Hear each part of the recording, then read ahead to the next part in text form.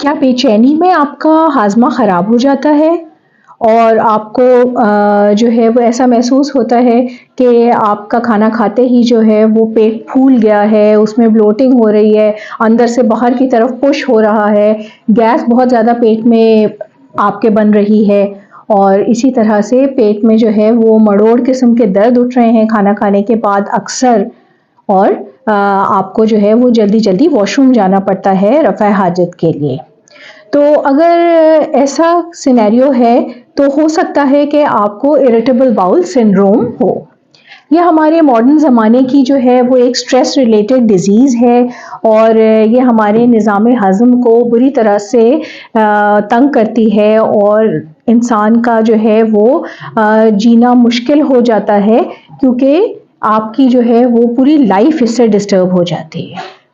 मैं हूँ डॉक्टर मरियम अतीक और आज हम इसी बीमारी के बारे में बात करेंगे कि ये क्या होती है, किस वजूहात से होती है और इसको कैसे तशख़ीस किया जा सकता है और इसके लिए इसको मैनेज करने के लिए हम क्या कुछ कर सकते हैं। तो इरिटेबल बाउल सिंड्रोम जो है ये एक फंक्शनल डिजीज़ है जिसमें हमारी जो आंतें हैं वो कभी बहुत तेज़ी से चलती हैं और कभी बहुत स्लो चलती हैं, आहिस्ता चलती हैं। तो इसकी वजह से जो उनके अंदर की जो सारी चीज़ें होती हैं वो कभी तेज़ी से बाहर आ जाती हैं जिसको कि हम कहते हैं कि जी डायरिया हो गया है और अगर वो बहुत आहिस्ता-आहिस्ता मूव करती है तो उस केस में जो है वो कब्ज़ हो जाती है, कॉन्स्टिपेशन हो जाती है। इस सब के साथ पेट में दर्द होता है। तो ये क्यों होता है? ये हम जो है वो स्ट्रेसफुल लाइफ़स्टाइल का हमारा तोहफ़ा है जिससे हमारे जो ब्रेन में सिग्नल्स हैं जो हमारी आंतों को चलने में मदद करते हैं वो डिस्टर्ब हो जाते हैं। और जब हम कभी ज़्यादा हैवी खाना खा लेते हैं या हम स्ट्रेस में होते हैं या कभी अगर हमें जिस्म में आंतों में कोई और बैक्टीरियल इन्फेक्शन, वायरल इन्फेक्शन या पैरासिटिक इन्फेक्शन हुई हो तो उसके बाद भी हमारा गट बैलेंस जो है वो माइक्रोब्स का डिस्टर्ब हो जाता है और ये प्रॉब्लम होने लगती है। ये औरतों में ज़्यादा होती है मर्दों की बनिस्बत और 20 साल से 40 साल की उम्र के लोगों को ज़्यादा होती है क्योंकि उन्हीं की लाइफ में सबसे ज़्यादा स्ट्रेस होता है। फिर जो है अगर ये हर हफ्ते में आपको एक आध दिन ऐसे हो रहा है पेट दर्द के साथ और हर 3 महीने मतलब 3 महीने तक ये लगातार चलता रहता है तो आसानी से कहा जा सकता है कि आपको इरिटेबल बाउल सिंड्रोम है। इसके कोई मखसूस किस्म के ब्लड टेस्ट नहीं होते हैं, कोई इसकी इमेजिंग टेक्निक्स नहीं होती हैं। हाँ, बायोमार्कर्स हैं जिसके लिए आपका स्टूल टेस्ट किया जा सकता है और उसमें शॉर्ट चेन फैटी एसिड्स और ग्रेनिन्स की मिकदार ज़्यादा होती है, म्यूकस की मिकदार ज़्यादा होती है।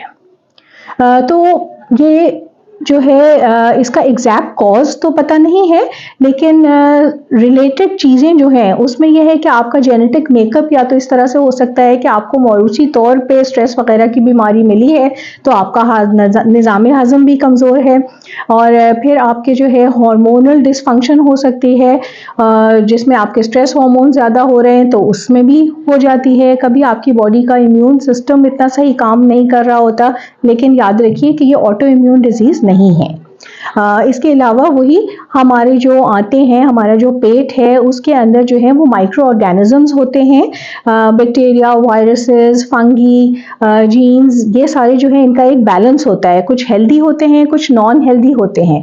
तो जब तक ये बैलेंस मेंटेन रहता है तो निज़ाम हज़म सही काम करता है और जब ये आउट हो जाता है कोई एक तरह की ख़राब वाले जो बैक्टीरिया या माइक्रोब्स जो है ज़्यादा हो जाते हैं तो ये प्रॉब्लम हो जाती है। अब इसकी ट्रीटमेंट क्या है? इसका कोई मुस्तकिल इलाज नहीं है लेकिन हम जो है इसके फ्लेयर अप्स को मैनेज कर सकते हैं कि जैसे-जैसे ये ज़्यादा हमको ना हो। उसके लिए हमें दवाइयों की ज़रूरत पड़ती है, उसके लिए हमें मुस्तकिल तौर पे अपना डाइट चेंज करना पड़ता है और अपनी लाइफ़स्टाइल को चेंज करना पड़ता है।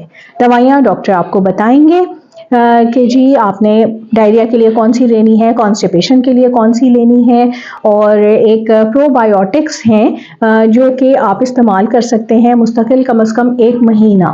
प्रोबायोटिक्स क्या होते हैं कि इसमें हेल्दी वाले बैक्टीरिया, जो गुड बैक्टीरिया हैं, वो आपको दिए जाते हैं, और वो योगर्ट्स में होते हैं, वो यीस्ट्स में होते हैं, और आजकल उनके सप्लीमेंट्स मौजूद हैं जो कि आप योगर्ट्स के साथ खा सकते हैं, या वैसे ही आप खाली पेट या खाने के साथ भी खा सकते हैं। तो ये हमारी गट की जो बैक्टीरिया है उनका बैलेंस मेंटेन करेंगे और इस प्रॉब्लम में हमें हेल्प कर सकते हैं। अब लाइफस्टाइल चेंजेस और डाइट चेंजेस में आप क्या करेंगे? सबसे पहले तो आपको अपनी लाइफ को थोड़ा सा रेगुलर करना पड़ेगा। आपके प्रॉपर टाइमिंग्स होने चाहिए सोने के, जागने के, खाने की क्वांटिटीज लगभग एक जैसी होनी चाहिए। आपने स्किप नहीं करने हैं मील्स, और अपने खानों के बीच का इंटरवल बहुत ज़्यादा नहीं करना है। फिर आपने जो खाना है वो बहुत अच्छे से चबा के खाना है, तेज़ी तेज़ी से नहीं खाना, बैठ के सुकून से उसको एंजॉय करते हुए खाना है, ताकि उसमें अच्छे से डाइजेस्टिव जूसेस का मिक्सिंग हो और वो सब कुछ जो आप खाते हैं वो प्रॉपर्ली डाइजेस्ट हो सके। फिर आपने बहुत ज़्यादा चर्बी वाले खाने, बहुत ज़्यादा मिर्चों वाले खाने, या बहुत ज़्यादा प्रोसेस्ड फूड्स नहीं खाने। प्रोसेस्ड फूड्स का मतलब है कि जी आपने जो बेकरी आइटम्स हैं, आपने जो पास्ताज हैं, जो पिज़्ज़ाज हैं, और जो भी चीज़ें जो हज़म करने में देर लगाती हैं, वो कॉम्प्लेक्स किस्म के कार्बोहाइड्रेट्स, वो सब आपने उनको नहीं खाना, या बहुत लिमिट में खाना है, और ख़ास करके रात को तो नहीं खाना। रात का खाना आपने कम से कम सोने से 3 घंटे पहले खाना है। 20 से 40 उम्र के साल की दरमियान हमें जो है वो 6 से 8 घंटे की नींद लेना बहुत ज़रूरी है। स्मोकिंग हमें छोड़नी है, अल्कोहल हमें छोड़ना है, कैफिनेटेड ड्रिंक्स वगैरह से भी ये ज़्यादा हो सकता है, तो उसमें आपने जो है वो दिन में 2 से 3 कप चाय कॉफ़ी आपके लिए बहुत है, इससे ज़्यादा का इस्तेमाल नहीं करना। फिजी ड्रिंक्स जो हैं, जो कार्बोनेटेड ड्रिंक्स हैं, उनको आपको कम से कम इस्तेमाल करना है। छोड़ दें तो वैसे ही बहुत अच्छा है, क्योंकि उनमें शुगर कंटेंट भी बहुत ज़्यादा होता है।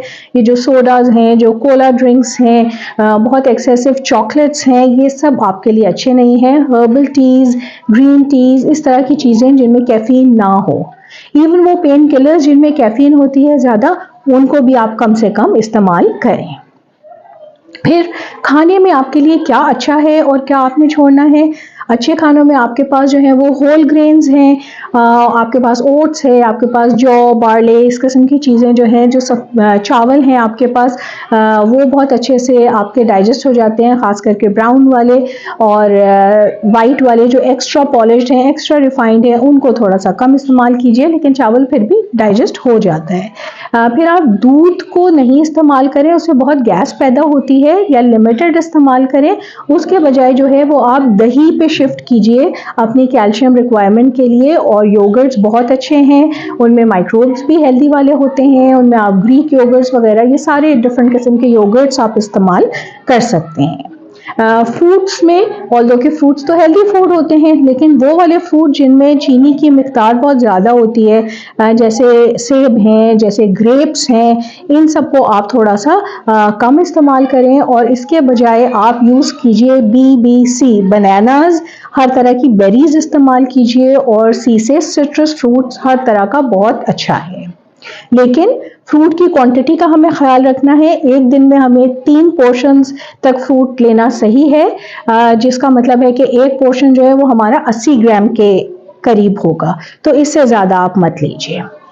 तो आप जो है, और क्या आपने जो है, जो ग्रीन वेजिटेबल्स हैं वो वैसे बहुत अच्छी हैं, लेकिन इसमें जो क्रूसीफरस वाली हैं, जिनमें अंदर से क्रॉस बना होता है, जैसे कि जी ब्रसेल्स स्प्राउट्स हैं, आपका ब्रोकली है, इस किस्म की गोभी है आपकी, वो अच्छे नहीं है, गैस बहुत पैदा करते हैं। फिर आपके बीन्स हैं, फलियां, और आपके मटर हैं, ये भी आपके लिए इतने अच्छे नहीं हैं। तो उन सबको आपने बहुत देखभाल के खाना है, बहुत लिमिटेड क्वांटिटी में खाना है।